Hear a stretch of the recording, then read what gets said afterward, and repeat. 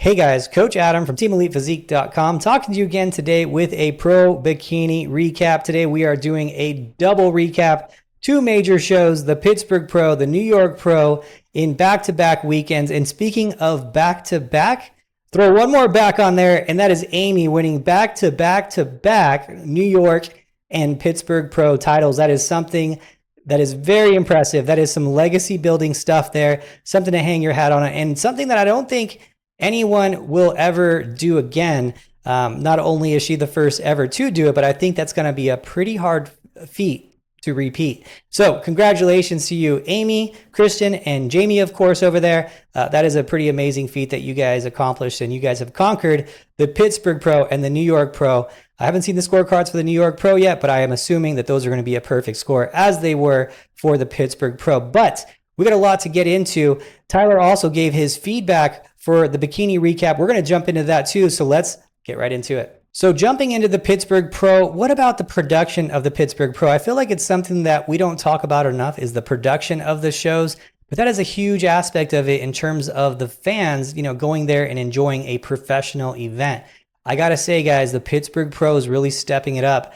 This may be a controversial statement, but I think the Pittsburgh Pro is currently the number 2 show in the IFBB. Number 1 being the Olympia, number 2 being Pittsburgh, and number 3 being the Arnold Classic. Now, a lot of you are like, that's crazy. The Expo at the Arnold is so much better, this, that. Me personally, I mean, maybe it's because I've been to a lot of expos. I don't care that much about the Expo. I want it to be cool. It's going to be fun. There's a lot of things to do there. But, I'm spending a couple hours at the Expo and I'm over it. I want to see top level athletes. That's what I want to see. I want to see production value of the show. I want to feel like I went to a professional event, like when I go to a UFC event or something that's super organized and it's just so professional. And I feel like I got my money's worth, my time worth of traveling there. And the Pittsburgh Pro really did that. Now, in terms of the production value, the Pittsburgh Pro, their stage, they really stepped it up. I will say the Asian market has been beating us up in the American market in terms of their production value for shows, but Pittsburgh Pro really, really stepped it up this year. Seeing the Expo, and the Expo was, it was a good Expo. The Arnold Expo is going to be, it's been established for years and years. It's going to take a while to catch up to that level of Expo. But when we talk about the competition, which is what I'm there to see, I'm not there to get, snacks of protein bars and learn about companies I've already seen on Instagram 100 times. I mean, it's fine, but I'm really there to see athletes. And at the Pittsburgh Pro, in bikini, you might see 10 girls, 8 girls, it depends on, usually it's about 10 people who get accepted. And then, you might have a couple drop off. And, if I'm traveling all the way and spending all this money to go to an expo and see this competition, I do want to see 40 girls. I want to see the best of the best. I want to see 30 people competing. I want to see 40 people competing. I don't want to see 8 people competing, and hope that the list stays at 10 and 2 don't drop off so I can actually see. I mean, when we talk about 2 dropping off and there's 10 on there, that's 20%, so with the Pittsburgh Pro, I got to say, the prize money is awesome for the Pittsburgh Pro. They're taking care of the athletes. The show is awesome. The expo is growing. But the list, I mean, that is going to make fans' trip really worth it. And if you're there and you're learning, you're there to pick up a couple tips on your posing or meet some of your favorite athletes or just see some of your favorite athletes competing, you really get your value's worth out of that. So I am ranking Pittsburgh Pro, my personal, as the number 2 show. I'm going to say if you can only go to 2 shows a year, number 1 being the Olympia, of course, and number 2, I'm going to say the Pittsburgh Pro. I really feel like you really get your value there going. You get an expo, you get to see all these athletes. And if you're an athlete too, this is going to be an opportunity for you to get to one of those big stages. Maybe you're not going to make the Olympia. Maybe that's just not in your future. Hopefully it is, but maybe it's not. This is going to be the closest thing you can get to where it feels like such a huge show, like a professional event. It's such an awesome event against some of the best in the world. And then of course you get to get in front of the best judges in the world too. So anyway, I want to just put that out there, and I wanted to give props to the Pittsburgh staff. I mean, they did an amazing job. I'm thoroughly impressed with how everything's growing with the Pittsburgh Pro. I didn't expect it to be like this, but yeah. And what's funny is, right after the Pittsburgh Pro, I think other people also realized, hey, this show is a big show. This is maybe passing the Arnold. And right after it, the Arnold increased their prize money. That's not a coincidence in my opinion. I don't know. Maybe it was, but it was like, hey, these guys are doing something. They're going to be taking over the market share. And now we have the Arnold trying to step it up and make their show better, which is going to make other shows step up and make theirs better, and it gets better for the fans. But that's how crazy it is that they got people scrambling to make their shows better because this show was so damn good. So congrats to you guys at Pittsburgh. I'm having fun watching it. Maybe I'm wrong on that. Maybe I'm jumping to conclusions, but it seems eerily ironic that it happened right after the Pittsburgh Pro.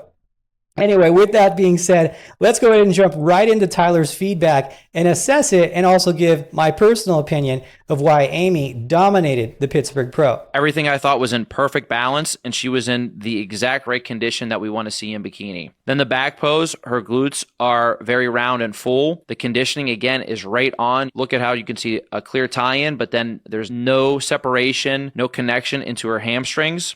All right, so I wanted to go into that feedback first that Tyler said, where he said she's in perfect balance, and I do agree with him. This is a very balanced Amy. Now, here's the thing about Amy, and I've over the years have talked about her as she was coming up and as she was fine-tuning. She was already dominating like her first year. I feel like she used to be a little bit quad heavy, right? She's fine-tuned that. Then at one point, she was a little bit shoulder heavy. Even Tyler said that at the Arnold, that she was a little bit bigger in the shoulders. Then she brought her shoulders down. And then there's been times where she's brought her legs down, where I've seen her before the Olympia. And I'm like, I think her legs are a little too small.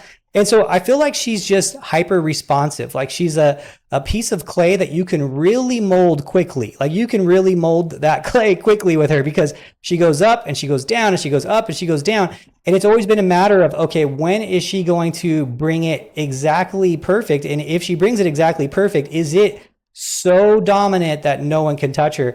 And, that might be a scenario. That might be a scenario that is there for the Olympia. Who knows? Because we haven't seen her at her best at the Olympia. Now, sounds eerily familiar, right? Of Laura Lee. Remember, Laura Lee, we're like, as soon as she gets to be her best, everyone was saying it. As soon as she's going to be her best, she's going to win the Olympia. Is this the same scenario for Amy? Is that what we're looking for now? Is that the case? Is she that good when she's this good? Is she that good when she's this on point? So in terms of her balance, I think it's perfect. I really do. I don't see any issues with her balance. As far as her quads being a little bit too dominant, I don't see that anymore for her. Her quads being overly dominant. As far as her quads being a little dense, a tiny bit dense. But these days with bikini conditioning being so lean, everyone's a little bit dense in the quads. And honestly, it's more of a detriment if you're not than if you are, from what I've been seeing and how the scoring's been going. Now, as far as what Tyler is talking about with her tie-ins, he's saying that there's no connection from the hamstring to the glute, right? Where you're not seeing that full etching of her tie-in. I would have to agree. This is a very good, very complete tie-in without it being an etched tie-in. It is right there where you're just starting to see that under of the glute, right? You want to see the glutes, the tie-ins on the edges of the tie-in, but you don't necessarily want to see the under part of the tie-in where you're going to have that full connection, where you have what they call the etching of the tie-in. So this is a perfect balance. The tie-ins are there. You could see the lower part of the glute, and this is what we were missing at the Olympia. She didn't have these tie-ins, this detail at the Olympia. So this is a totally different package from the Olympia in terms of the backside, in terms of the balance, and I am very impressed with how they put it together. She's really put it together a fine-tuned package. So when I saw her come out, I was like, yeah, that's going to be a game over. Congratulations to you guys. I mean, honestly, there's not much to say. Everything is pretty much spot on, and like Tyler said, just bring this exact thing to the Olympia and see where things go. But this is a significantly better package than the Olympia. So it's not just, oh yeah, she nailed it, it's a little bit better. It's like, whoa, this is a different, like if you didn't see her face on this body, you'd be like, who's this new girl? This girl is crazy good, right? Crazy good. So this is a lot of people are going to be seeing this and be like, man, she's making a statement with this one. And if she brings that to the Olympia, I don't know what happens at the Olympia, honestly. She is very, very competitive. Now, I also wanted to go into Maureen. I don't know necessarily if Maureen was just a little bit off because she hasn't been on stage for a while, and she really hasn't been on stage. We haven't seen her, for a long time. Remember, she didn't do the Arnold. She didn't do the Olympia. And now apparently she didn't do the New York Pro, right? So everyone kind of thought she was going to be doing the New York Pro. This is why I delayed the video. I wanted to see if she could make up ground from Pittsburgh to New York, and then that would give me something to talk about and assess. But she ended up not doing the New York, which was a surprise to a lot of people. She was on the list when she came out.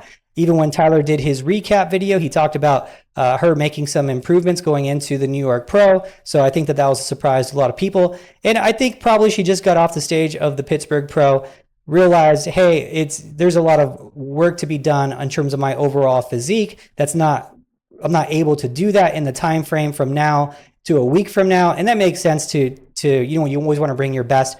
And but there was also a lot of mistakes made that were in the overall posing and in the overall presentation. And I wanted to go into that too. And we could see this in the video of the recap video with Tyler. A couple of things that she's doing in just her overall posing when we look at her walking in the posing. So when we see her in that back walk, we could see that she's not keeping her back arched and not keeping her glutes full in that back walk. She's got a very kind of sultry walk to her, but this is not helping her in that back pose. As you can see, when she walks in that back pose, she is losing that glute fullness. And the difference is when you look at her and you look at Amy and how Amy is walking. I did a posing class with Amy once, just one time, and she was a great posing instructor. If you have a chance to learn from her, it's someone I would recommend you guys posing with. But when you take her posing class, she said this thing in the class. She said, nothing changes from my back pose to my back walk. And I keep my back arched in the same position arched in my back pose as I do in my back walk. And you can see that, yes, it looks a little bit like, it's forced, but it keeps the glutes full. When we talk about a natural bikini walk, yeah, Maureen's would be a little bit more like natural walking, but it doesn't keep the glutes full. No one walks naturally in bikini. Everyone keeps their back arched. It keeps your glutes full. And the key is in that back walk, they're looking for two things. Tyler is very good at looking for this. He's looking for that upper glute fullness, which you really can't hide in that back walk. And he's also looking for the conditioning of the glutes. You can't hide those two things in the back walk. You can't hide that upper glute fullness. You can't hide the conditioning. If you hit the floor and you have some body fat on your glutes and you hit the floor with your heel, you are going to get some glute shake, and it's going to show, hey, she's not as conditioned as it looks when she's posed. Now, when Maureen is in her back pose, she looks like she has the fullness. She looks like she has those classic softer Maureen tie-ins. And that's the thing about Maureen. Maureen is not someone who comes in shredded and crisp. She is someone that has, we call pretty muscle. Actually, I think I created the phrase pretty muscle because of Maureen's physique. It's not overly crisp. It's not overly hard. It is soft, round, and full with really pretty lines. She's got very bubbly muscle. And when you see her in that back pose, the back pose looks fine when she's in that back pose. She does need to be more conditioned at this show, but it looks like she still does have that upper glute fullness, that she still has pretty good tie-ins if she were to lean out a little bit more. The problem is when she's walking, those glutes are really falling flat. And you can even see her in the back walk. She's walking much faster than the other girls.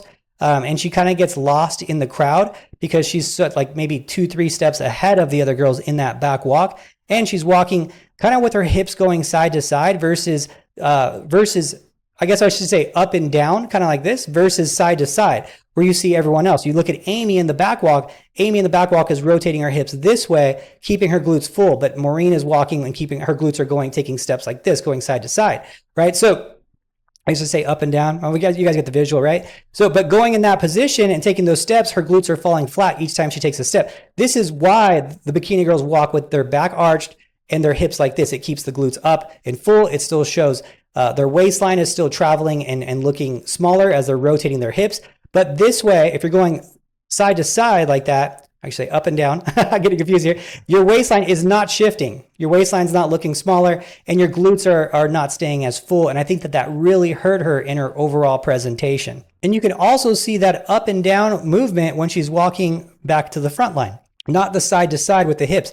And if you look at everyone else, they're walking in that more rotational side to side this way versus that up and down. And it makes a difference on the visual of the waistline. When your waistline is shifting side to side like this, you're going to have the visual of your waistline being smaller. When your hips are walking up and down like this, your waistline is not changing. Your waistline is just walking straight towards the judges versus it walking like this towards the judges where it's looking smaller. Every time you take a step, you're seeing more profile of the waist. So these are the little things that make big differences at the pro level. And you can also see that her posing is just a little bit off in that front pose. Her arm was a little bit up higher than I'd like. It's not necessarily a teacup, but it's up a little bit. It's just not, she just wasn't at her best in terms of her posing, her presentation. She looked just a little bit rusty, you know? Now, as far as her overall muscle, yes, I do think that she can use a little bit more density to her upper glutes, a little bit more fullness to upper glutes. But honestly, if she was doing her walking and presenting the right way and was just a little bit leaner, because when she hits her back pose, I didn't see that. When she hit her back pose, I really didn't see her needing more upper glute fullness and more upper roundness and density. I only saw it in the walk. So I think that problem is solvable by her just fixing that walk and getting her, stage rust off. I think she just has some stage rust, honestly. If she keeps her glutes full in that back walk and then she hits that pose the way she was, I don't really see the issue there. And it could just be, hey, bring your conditioning in, work on your posing, work on your walking, work on those few key things, and you're back right away. To me, the only time, and I started seeing it only in the walk where I was like, she really needs more upper glute fullness and upper glute density. And then every time she hit her pose, I was like, she kind of doesn't. And then, so it was kind of one of those things. So it becomes more obvious if the judges see these little things, it becomes something they're looking for.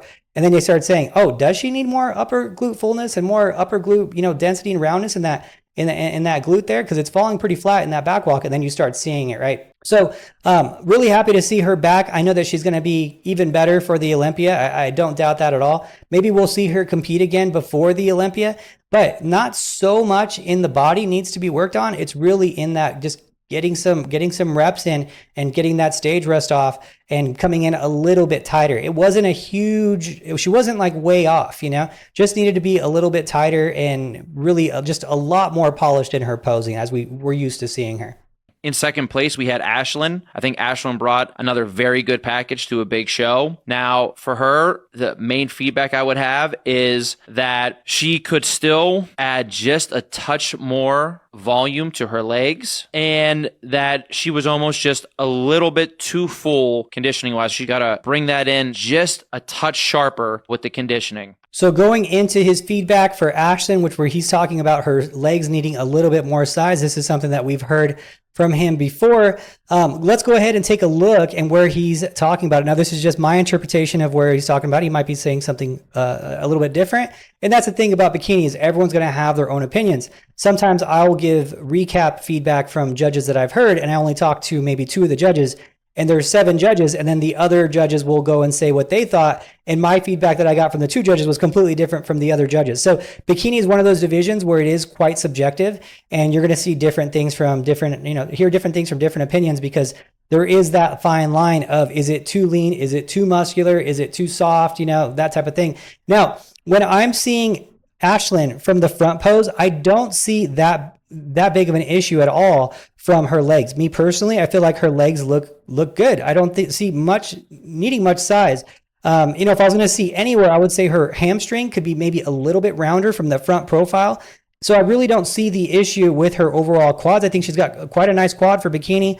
I think that the density is good, the fullness is good. But then when I see her from the back, and this might be what he's talking about, her hamstrings still get a little bit separated in that hamstring, in that mid hamstring, right? So when you're looking at the hamstring, if a hamstring is really full and round, it's going to take up, it's going to fill out a little bit more, where you're not going to see those deep striations in the middle of the hamstring. So if she had just a little bit more fullness to those hamstrings, I think that vertical separation that you're seeing down the middle of her hamstrings would be a little bit less. I don't think it's a lot that she's going to need, but I do think she needs some, because I'm still seeing a little bit of that separation lines in that mid hamstring. And that's an area where the judges don't necessarily want to see that separation. So a little bit more muscle there will be a little bit less separation, a little bit more fullness there, a little bit less separation.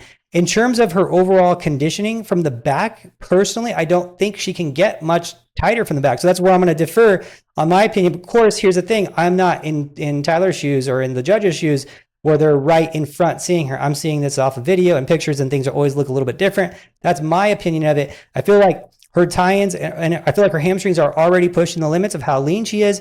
I feel like her tie-ins are pretty close to an etched tie-in. So them getting a little bit leaner might not be the scenario that works out for her. I think it might be too etched in that scenario, and especially in her hamstring. So my thing would be to get a little bit more dense in those upper glutes and get those hamstrings a little bit fuller. And I think that'll solve the problem going about it a different route.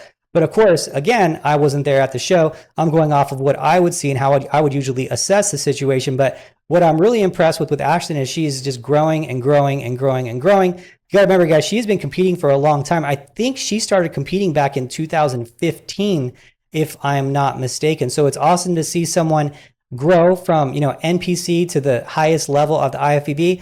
She's improved from the Olympia. I think that this physique here is a top 5 Olympia physique. It is a pretty impressive physique. If she can spend some time this year and build up those key areas that Tyler's talking about, and what I think is going to be the hamstrings and the density of the glutes. And the only time I'm seeing any holes in the glutes is the actual back walk. When she does the back walk, the upper glute does fall a little bit flat.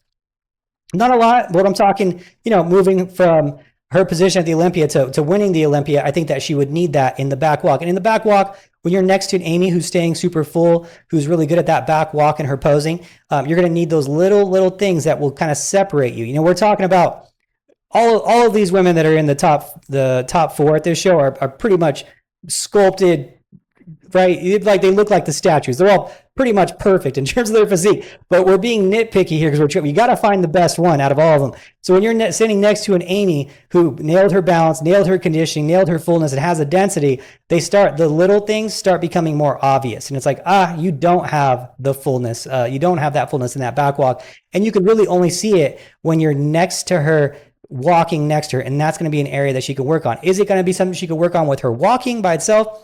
I don't necessarily think so, because she's very good at posing, very good at walking. I've actually used her videos before on the front walk and how she walks to the front. She's really, really good at that front walk. And so I know she masters the back walk too. And her posing routine is just so fluid. So that is my assessment of the Pittsburgh Pro. And unfortunately, not going to be too much to jump into at the New York Pro. The battle didn't ensue like I thought it would, with Maureen not being able to do the New York Pro. So hopefully you guys picked up a thing or two that you could apply to your bikini posing, your bikini competitions. As always, teamelitephysique.com for worldwide online coaching with me. Thank you guys so much. I'll talk to you next time.